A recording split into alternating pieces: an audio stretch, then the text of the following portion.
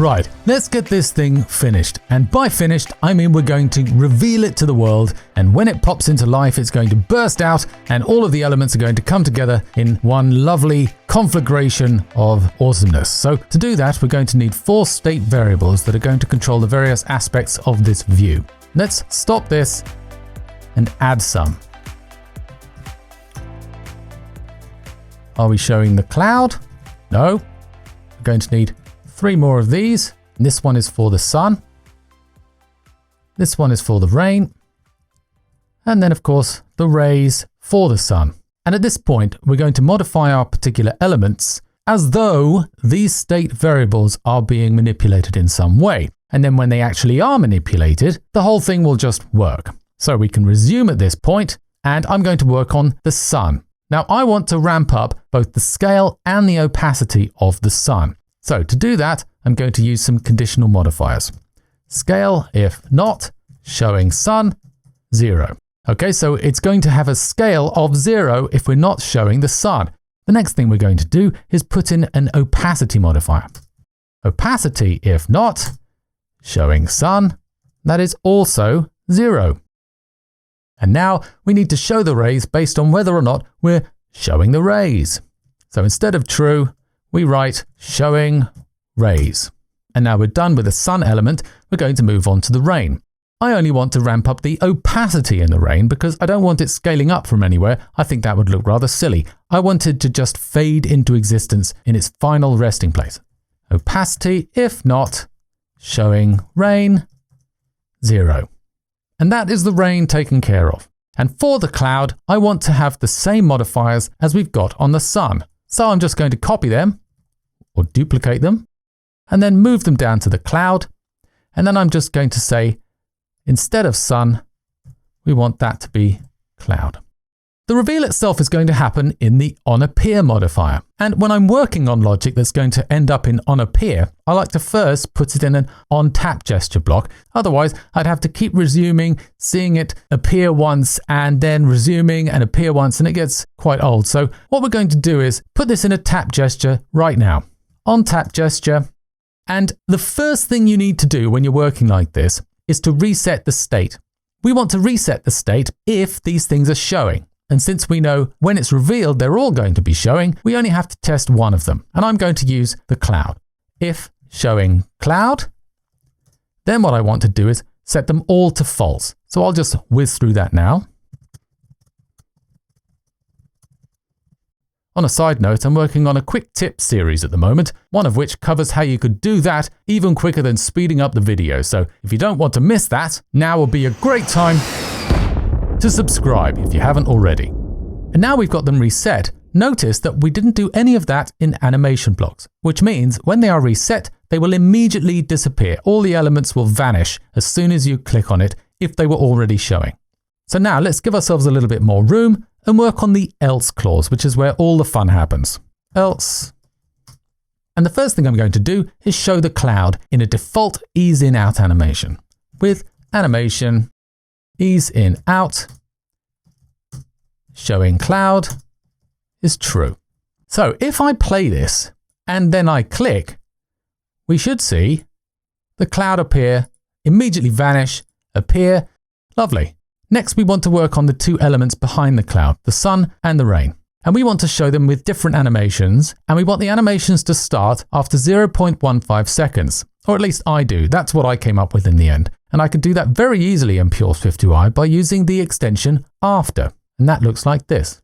After 0.15 seconds, I want to have an animation for the sun. And I want that animation to be the default ease in out animation, just like we did for the cloud.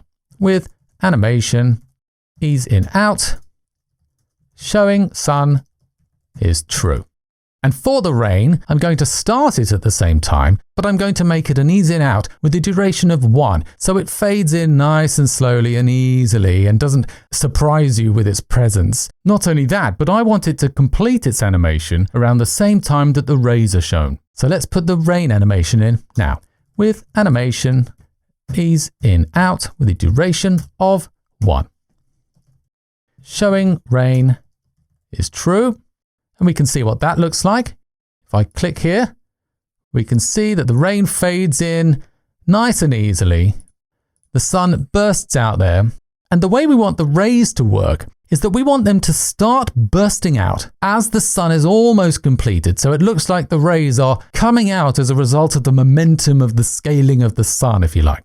If you want to see how we did the rays themselves, then go back to episode 2, and that should answer any questions that you have about it. But now we're going to put in the rays, and that is going to happen after 0.3 seconds. So the animation for the sun hasn't quite finished. It's about halfway through, and then the rays start to burst out. So we say after 0.3 seconds with animation, and we're going to put in a spring animation here. We're going to give it a response of 0.6, a damping fraction of 0.6, and we don't need the other argument. Showing rays is true. Let's see how it looks. And look at that. That spring animation took me a while to come up with one I was happy with, and the one I decided upon had the rays go out almost to the border and then spring back in. Now you can play around with the numbers in the spring animation as much as you like, but this is the one that worked for me. So there we are. We've got something that I think looks pretty good. It's a lot of fun there, lots going on, but it all ties together and it's very easy to understand. If we go back and we look at our body here, declarative coding, but there is one thing that you might not particularly like about this animation. If you look closely, you will see that the sun and the cloud are both scaling from the center of the icon. Very difficult to see. What I'm going to do is increase the duration for showing the sun. Duration, we'll just make it 2 seconds. Now watch this. See how the sun comes from the center of the icon. Now I like that, okay? That's what I want because I want everything to burst out from the middle. However, if you want it to scale up from the center of its location, there are 2 ways of achieving it. The reason it's happening is because we are scaling a view that has been offset already. Our element views are offsetting the various components, and then we are scaling it. So we are scaling the offset as well. So the first way we could do this is by modifying the elements to accept a scale parameter, which can be applied before the offset occurs. The problem there is that now it gets a little bit busy, doesn't it? We have quite a lot of things going on in this view. Not only are we controlling the animation and whether or not we're showing them, we're now worried about passing in another argument. And if you're going to go that far, then I think it's worth removing the elements entirely and moving their implementations into this view. So let's see what that looks like. And it would look exactly like this. You know, that's not actually too bad. When I originally did this using elements, I thought it would be too much clutter in the view to really justify having everything in this one place. But looking at it now, it's actually quite nice that you've got everything together. You can see the offsets, you can see how it's working with the scaling. Admittedly, this is the PureSwiftUI version, which cuts down on a lot of the boilerplate and argument labels and all of that stuff, which can make it look quite messy. If you compare it with the native version, you can see that it is messier. It is more difficult to understand what's going on, but it's not horrendous. And I think if I started this project again, I would probably go down this route. In addition to that, it does give you more flexibility because now, if you notice, I've moved the scale if not conditional modifiers to before we actually do the offset, which means they will scale in from the location of the elements themselves because we are offsetting them after they're being scaled. So this is what we're going to go forward with. Obviously, if views get more complicated, these questions would have to be revisited. Having said all that, there is a slight problem. And the problem is that when you compare this icon with the one that we had before we moved everything into this view, you're going to see a subtle difference. The offsets of these elements are slightly incorrect.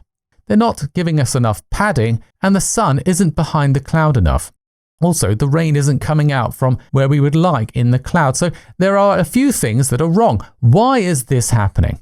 This is because of the way geometry readers work. Look at our geometry reader on line 19.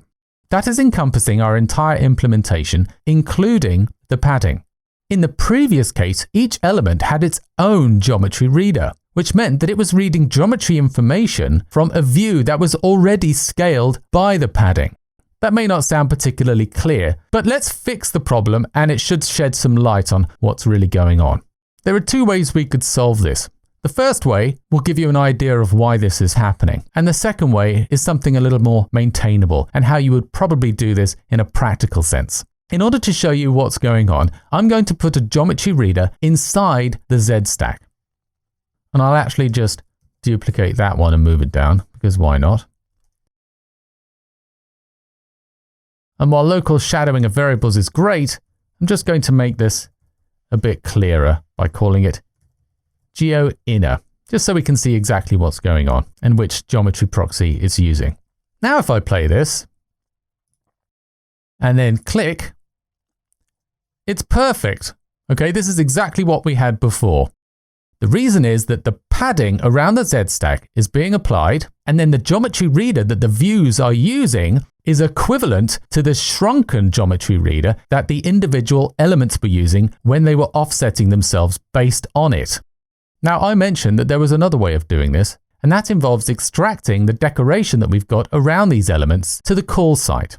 Now, this actually makes more sense because these icon elements that make up this weather icon view, the way they tie together is fine. That's part of how the icon is defined. But how it's being displayed should actually be controlled by the call site, because it might be put on a button, it might be part of a list, whatever, we don't know, and this should not know. So I'm going to extract that information out and put it in the preview harness that we've got right at the bottom. And then we won't need this inner geometry reader because we're not going to be applying the padding inside the icon.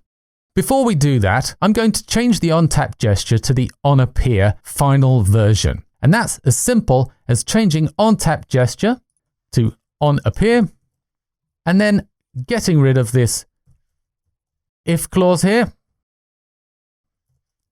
re-indenting things. And now when we resume, we're going to see it burst into life, and that's the way that we want it for now.